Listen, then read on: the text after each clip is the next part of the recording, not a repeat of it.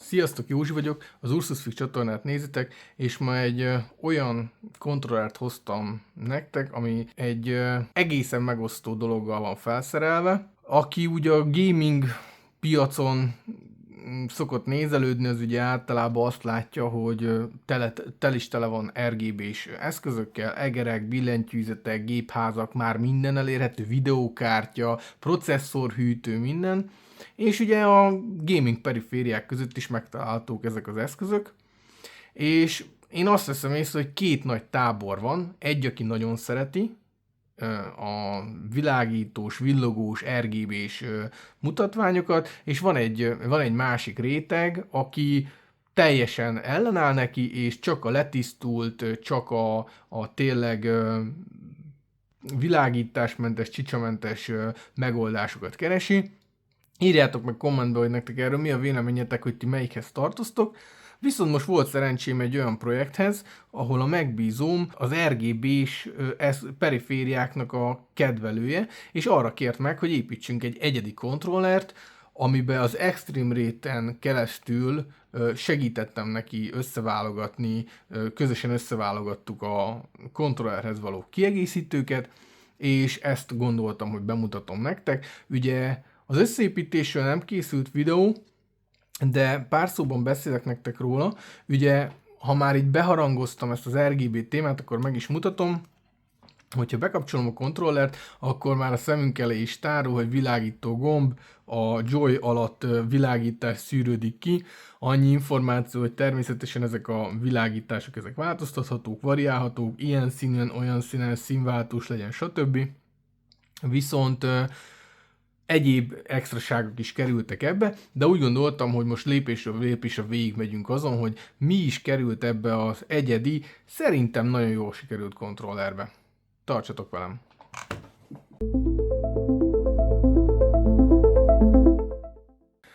Jó, akkor első körben megmutatnám nektek ezt a világító szettet. Ugyebár erről azt kell tudni, hogy jár hozzá az általad választott színű gombsor, ami átlátszóra van kialakítva, ezáltal át tudja világítani maga a kontroller, vagy maga ez a LED kiegészítő. Jár hozzá egy egyedi kupak, ugye ezen most egy sima feketét láttok, ez annak köszönhető, mert a tulaj a cserélhető kupakos, állítható feszességű Gulikit 720-at választott, ugye ennek le lehet venni a kupakját, ezzel a kereszthornyos csavarral pedig állítani lehet a feszességét, és a készlet tartalmaz ugye több méret kupakot, illetve egy állítható, illetve az állításhoz egy kereszthornyos csavarhúzót, igazából azt tartalmaz, és akkor tudja vele állítani a feszességet, viszont ugye erre nem lehet rá applikálni az átlátszó kupakot, de szerencsére így is, ahogy látjuk, sejlik alóla a világítás, így hát ez is egy nagyon jó megoldás.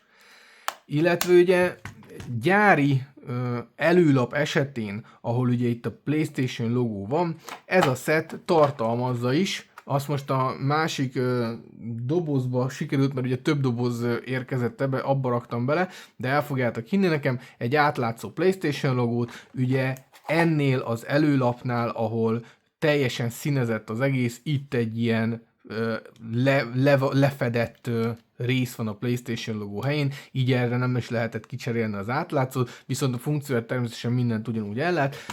Ezt tartalmazza alapjába véve ez a set.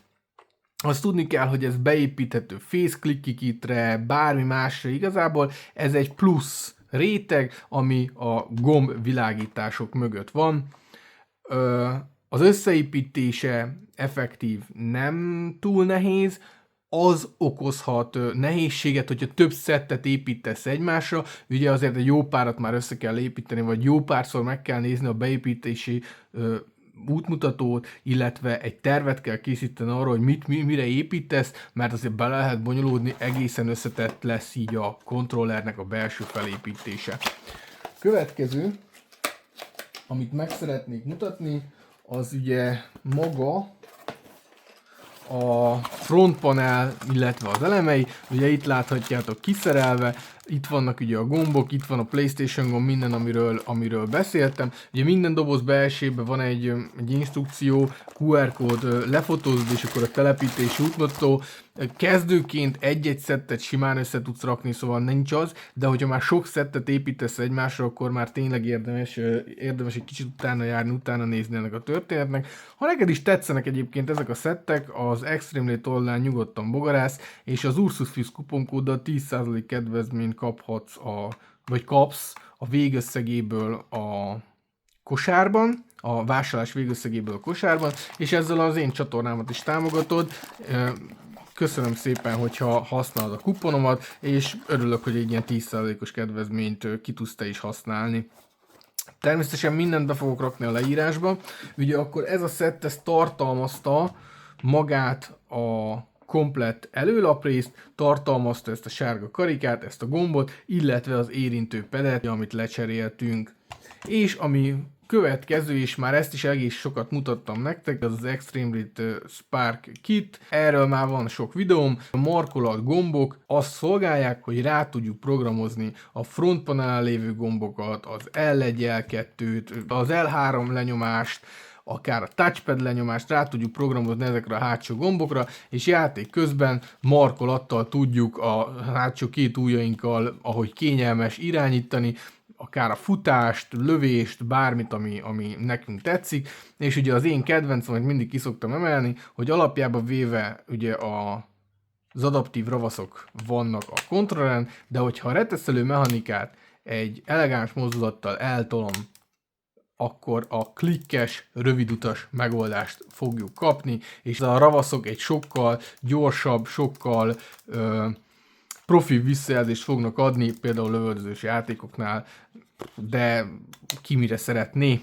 Jó, és még meg fogom mutatni nektek, hogy hogyan működik a LED-es megoldás. Ugye ehhez csatlakoztatni kell vagy vezeték nélkül PlayStationhöz, vagy pedig kábel számítógéphez, mert különben kikapcsol értelemszerűen a kontroller.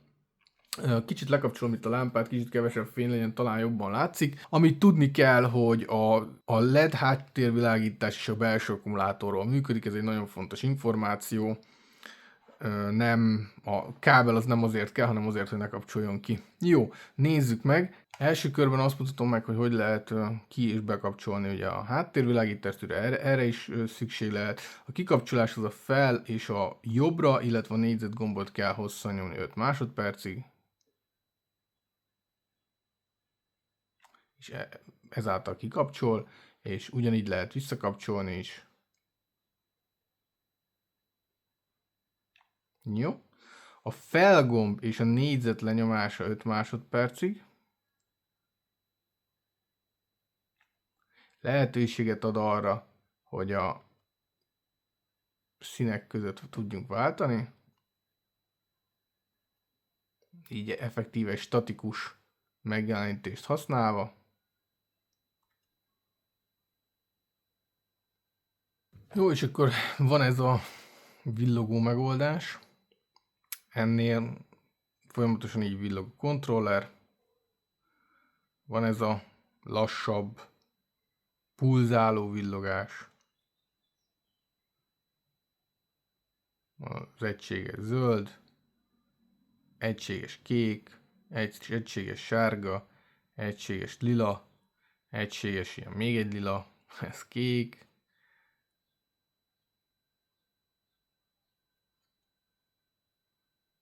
Színváltós.